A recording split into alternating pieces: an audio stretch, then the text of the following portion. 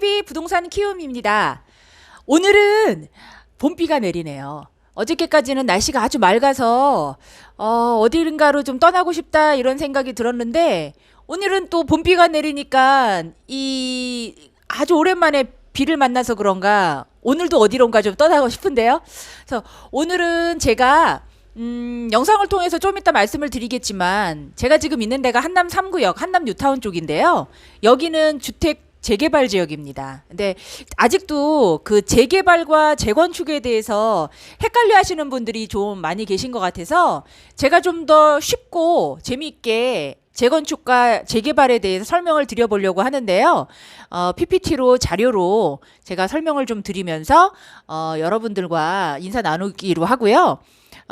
추후에 때 제가 재건축과 재개발에 필요한 그 세부 내역 같은 것도 또 영상으로 남겨드리도록 하겠습니다. 비가 오니까 그나마 있던 벚꽃이 다 떨어졌는데요.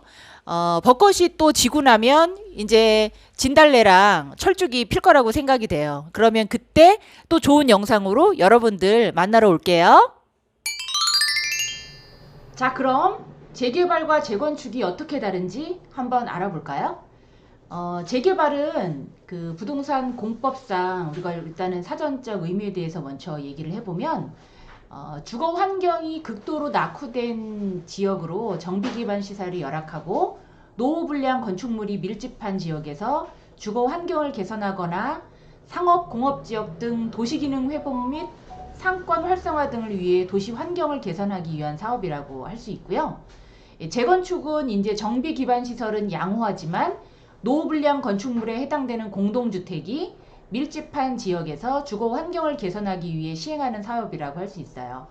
다시 이제 그걸 좀 풀어서 설명을 좀 드리면 재개발 같은 경우에는 그 전체적으로 주변이 전부 다 낙후가 돼서 정비 기반 시설이나 이런 것들이 낙후가 돼서 전부 다 같이 구역 지정을 해서 묶어가지고 재개발을 해야 된다는 거고요.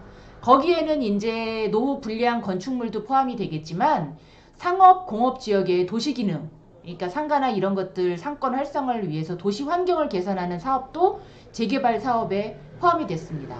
그 다음에 이제 재건축 같은 경우에는 정비기반 시설은 양호하지만 이 얘기는 이제 그 도로나 뭐 이런 것들이 양호하지만 이제 주변은 양호하지만 그 공동주택인 아파트만 노후화돼서 그래서 이제 그것만 이제 개선을 해야 되는 사업으로 재건축은 시행을 하게 되는 거고요.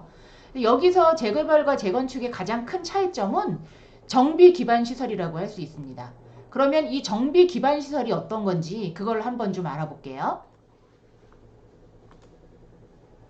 예, 정비 기반 시설이라고 하면 이제 도로, 그 다음에 이제 상하수도, 그 다음에 공원, 공용주차장, 그 다음에 가스 공급 시설, 그 다음에 녹지, 하천, 공공용지, 광장, 소방용수시설, 비상대피시설 등 주민의 생활과 도시의 기능에 반드시 필요한 시설을 정비 기반 시설이라고 할 수 있는데요.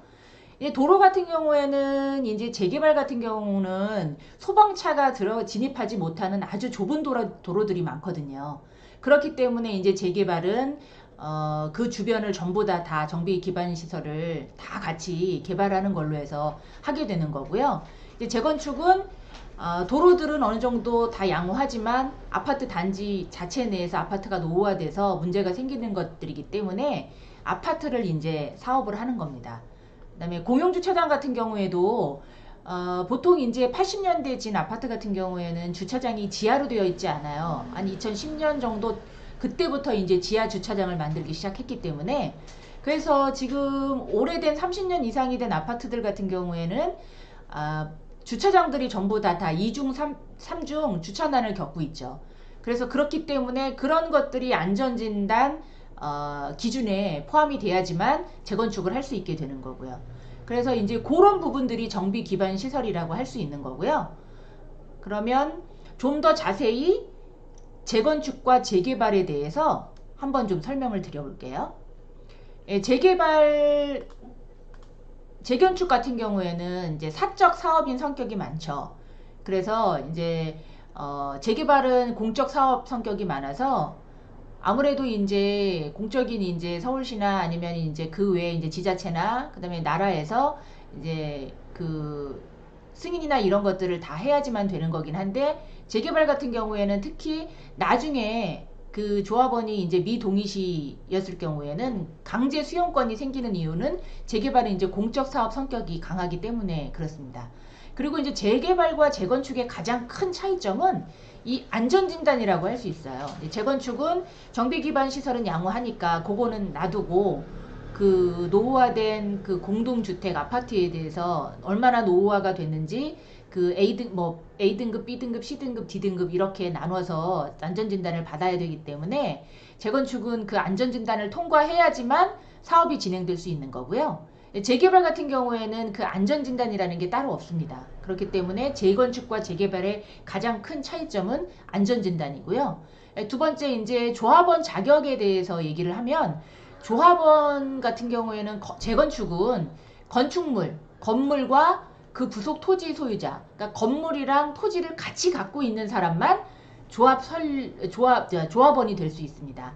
그래서 조합도 설립에 찬성한 자만 조합원 지위를 가질 수 있는 거고요.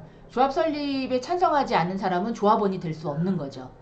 그리고 또 재개발 같은 경우에는 토지만 따로, 그 다음에 건축물 소유자, 건물만 따로, 그 다음에 지상권자, 이제 토지를 사용할 수 있는 권한을 가지고 있는 이 사람들이 각각 따로따로 갖고 있어도 자동 조합원이 될 수 있습니다. 재개발은. 다만 이제 나중에 분양 신청을 하지 않거나 그 다음에 이제 계약을 하지 않았을 경우에는 현금 청산 대상자에 해당이 되긴 하지만, 조합 설립에 동의를 하지 않아도 재개발은 자동 조합원이 된다는 거. 그렇기 때문에 재건축과 재개발은 그 차이점이 있는 거고요. 그러면 그 조합을 설립하기 위한 동의 요건이 있을 텐데요.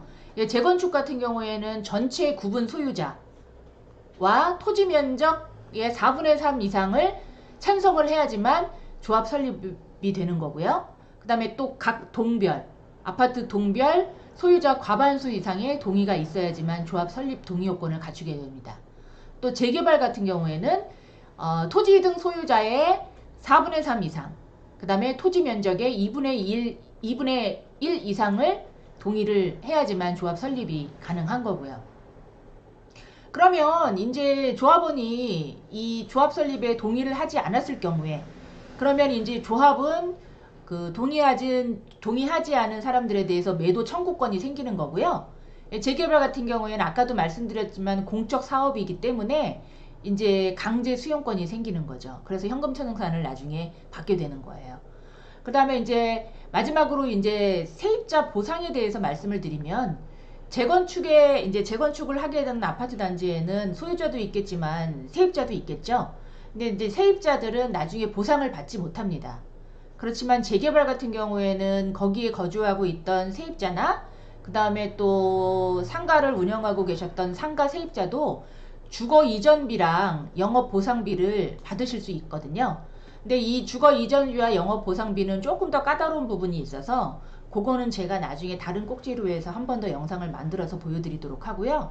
오늘은 이제 재건축과 재개발의 가장 큰 차이점을 조금 더 이제 쉽게 설명을 드리려고 해봤는데 여러분들이 쉽게 와닿았는지 모르겠어요. 그러니까 재개발과 재건축을 헷갈려 하시는 분들이 많아서 제가 조금 풀어서 한번 설명을 드려봤고요.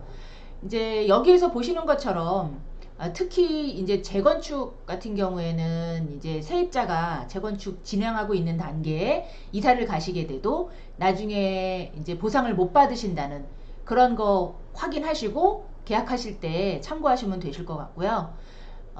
그 다음에 이제 재건축 같은 경우에는 아까도 말씀드린 것처럼 이제 조합원 지위가 없는 부분이 있기 때문에 나중에 매매를 하실 때, 특히 재건축 재개발은 그런 사업 단계에 내가 조합원의 지위를 가질 수 있는지 없는지를 꼭 판단하셔서 투자를 하시길 바랍니다. 왜냐면 그런 부분들이 재건축 재개발 중개를 하면서 가장 어려운 부분이거든요. 그래서 저희는 고객분들이 오시면 그런 부분들을 다 체크를 해서 나중에 문제가 없게끔 그렇게 파악을 해서 해드리고 있기 때문에 저희가 물론 공인중개사 입장에서 당연히 안전하게 중개를 해드리는 것도 있지만 또 고객님들도 재건축이나 재개발에 투자를 하시면서 내가 조합원의 지위를 가지고 있는지 없는지를 정확하게 판단을 하셔서 투자를 하시는 그 노하우를 터득하시길 바라고요. 나중에 그런 부분들도 내가 재건축과 재개발에 분양 자격이 어떻게 주어지는지, 조합원의 자격이 어떻게 주어지는지에 대한 설명도 제가 영상을 따로 만들어서 말씀드리도록 하겠습니다. 아침 저녁으로 날씨가 좀 많이 쌀쌀한데요.